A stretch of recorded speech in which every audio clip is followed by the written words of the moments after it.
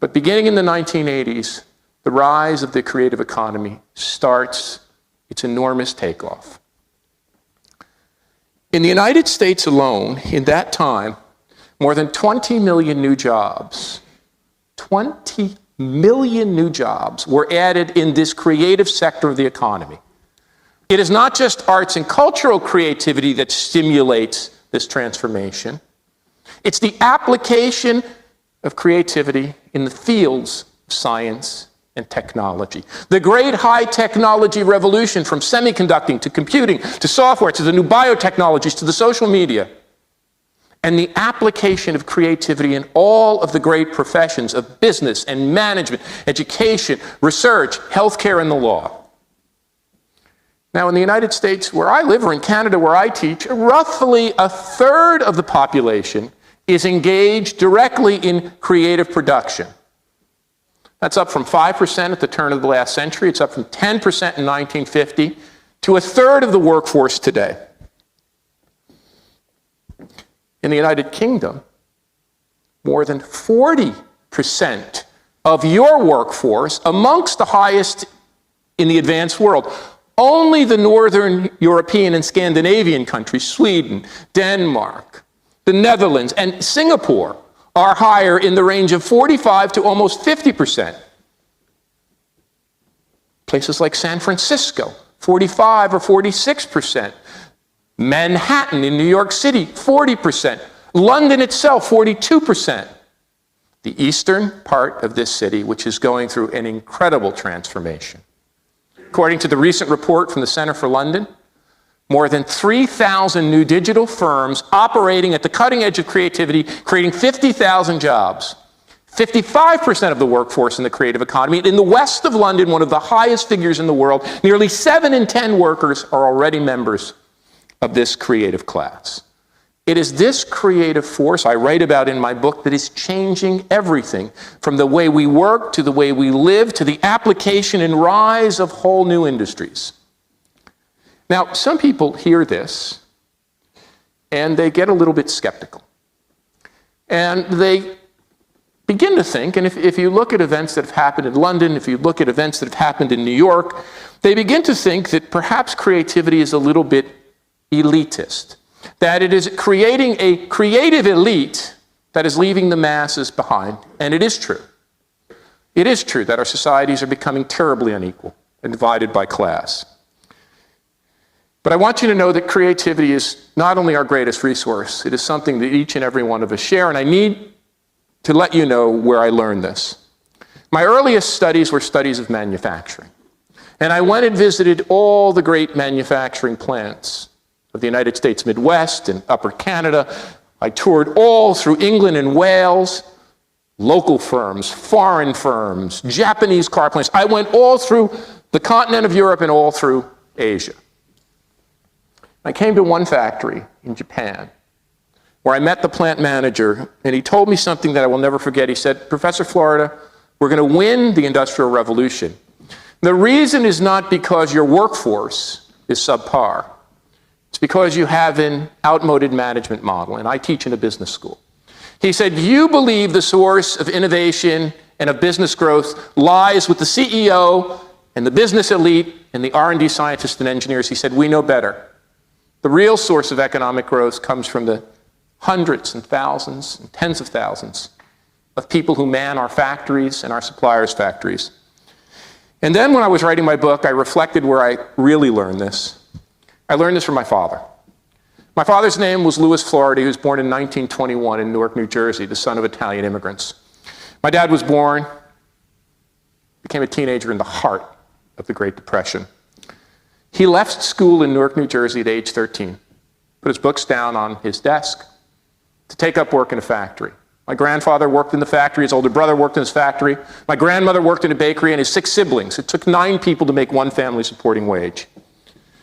My dad then, on the day Pearl Harbor was attacked, put his tools down in the factory, enlisted in the U.S. Army, fought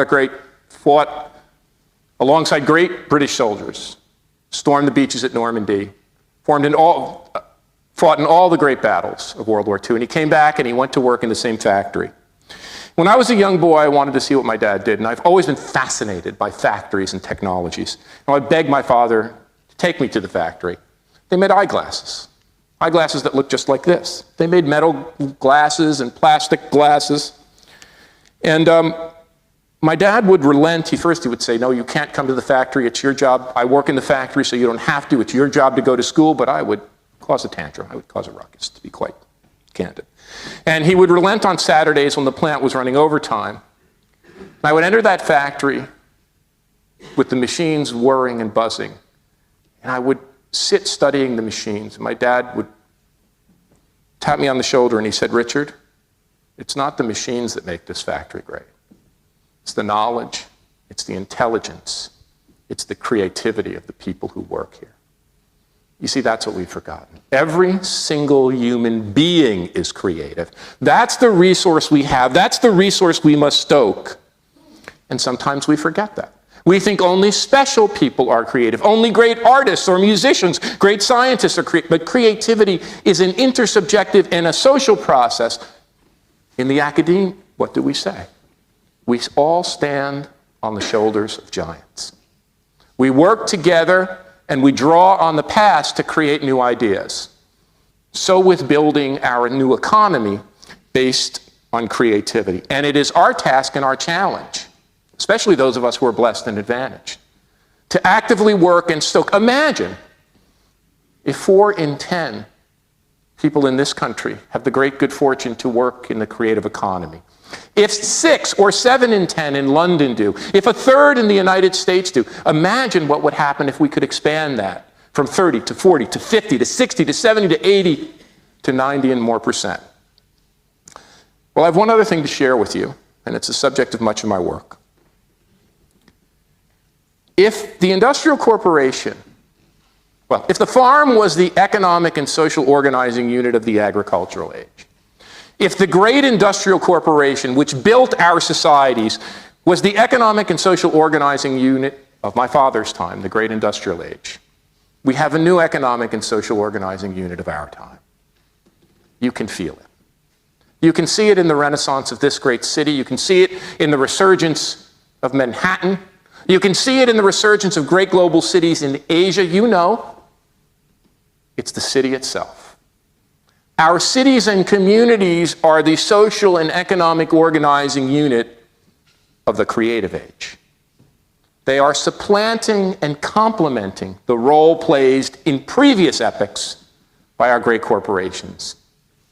When people look at this shift, they get confused. They see our world has become technology. Our world has become global. We have gone through a period of globalization.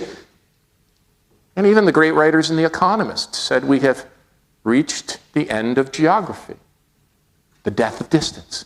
Thomas Friedman, in a book, said the world has become flat. Place is no longer important. It is certainly true that for some standard things, they can be moved offshore and globalized. But the reality is that place has become increasingly important. Our communities, our neighborhoods, and our cities have become more important than in any other time in human history. In just the past few years, the world crossed an incredible historic milestone.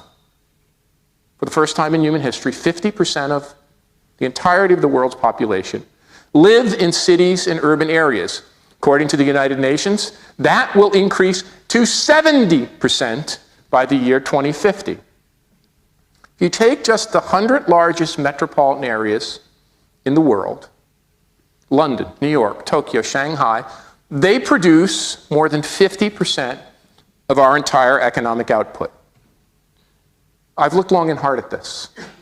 We built new data on the cities and great regions of the world because that data doesn't exist. We actually extracted it from the satellite images of the world at night. We were able to organize that data into the true economic units that power our world economy. It is not corporations, and it is no longer nation states.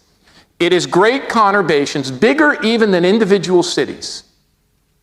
In the United States, it's the corridor, centered in New York, but which runs south to Washington, D.C., and north to Boston. 50 million people, $2 trillion in economic output. In this area of the world, it is the area of London stretching to Leeds and Manchester.